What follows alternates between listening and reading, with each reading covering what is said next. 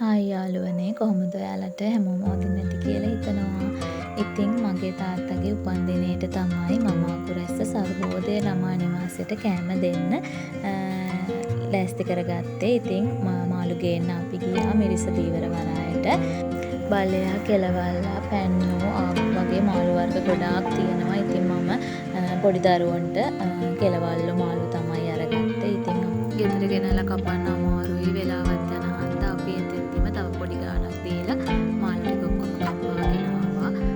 ඉතින් අපි මාළුයි අලගොඩි පොල් මැල්ලුයි තමයි ලේස්ති කරගත්තේ. ඉන්දියාපවලට ඉන්දියාප 800ක් විතර තමයි අපි ගත්තේ. එදා ළමයි 16 දෙනෙක් තමයි හිටියේ. ඒත් එක්කම වැඩ කරන අය 5 දෙනයි 21 දෙනෙක් හිටියා.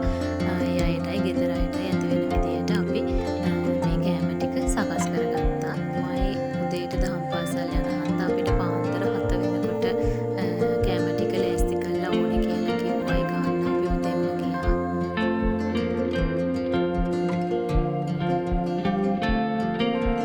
ඒ වගේම ඒ පාරිකාව කිව්වා අපිට චොකලට්, ටොෆි ජාති වගේ ගේන්න අයිස්ක්‍රීම්, පළතුරු ඒවත් වැඩිය මුකුත් ඕනේ නැහැ කියලා.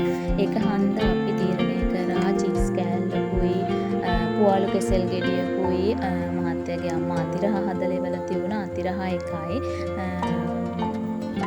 රටයින්දී ඒ ටික දාලා බොක්ස් එකක් හදලා අපි මෙන්න මේ විදිහට ලස්සනට ඒගොල්ලොන්ට එක්කෙනාට එක බොක්ස් එක ගානේ ලෑස්ති කරගත්තා ගිහිල්ලා දෙන්න. ඇත්තටම මේ තියෙන ඒගොල්ලෝ කෑම කන තැන. ඉතින් ඒගොල්ලෝ එනකන් අපි ඔක්කොම බෙදලා ලෑස්ති කරලා තියන් හිටියා. හැබැයි එයාලා ඔක්කොම ගෑනු ළමයි හන්ද කාගේවත් ෆොටෝත් වීඩියෝවත් අපි ගත්තේ නැහැ. ඉතින් ඔයාලටත් පුළුවන් ඒගොල්ලොන්ට කෑම ඒ වගේම අවශ්‍ය දේවල් දෙන්න. contact number එක මම description එකේ දාලා තියෙනවා. Thank you very much.